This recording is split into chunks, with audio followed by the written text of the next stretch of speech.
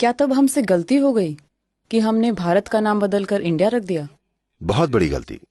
क्योंकि आपको ये बात समझनी होगी, जब भी कोई किसी देश पर कब्जा करता है, कोई भी आक्रमणकारी हो, जब वो किसी देश पर कब्जा जमाते हैं, सबसे पहली चीज वो क्या करते हैं, वो आपका नाम बदल देते हैं।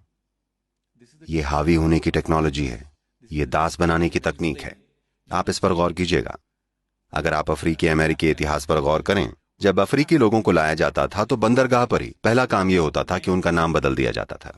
उनके जो भी अफ्रीकी नाम हुआ करते थे वो बदलकर कुछ फालतू नाम रख दिए जाते थे। हमारे साथ भी यही किया गया है। इंडिया, इसका क्या अर्थ है? इसका कोई अर्थ नहीं है।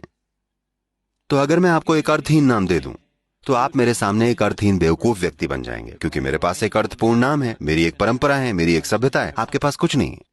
तो इस तरह से हम इंडिया बन गए हैं। सबसे पहली बात यह है कि देश की धारणा हर किसी के मन में रच बस जानी चाहिए, क्योंकि राष्ट्र बस एक विचार होता है।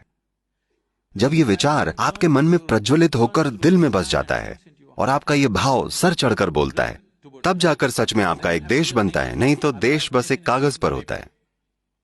यह हमारी आज की दुर्भाग्यपूर्ण सच्चाई है। तो कम से कम जब वो 1947 में गए तो पहली चीज हमें यह करनी चाहिए थी कि नाम बदल दिया जाता, और इस तरह से बदला जाता कि किसी ना किसी तरह से यह हर किसी के मन में गूंजता। अभी आप भारत के लिए एक अंग्रेजी नाम इस्तेमाल कर रहे हैं। मुझे लगता है कि मैं हमारे वर्तमान प्रधानमंत्री जी से एक निवेदन करना चाहूंगा कि हमें इस देश का नाम बदल के कुछ ऐसा रखना चाहिए कि ये सबके दिल में धड़के।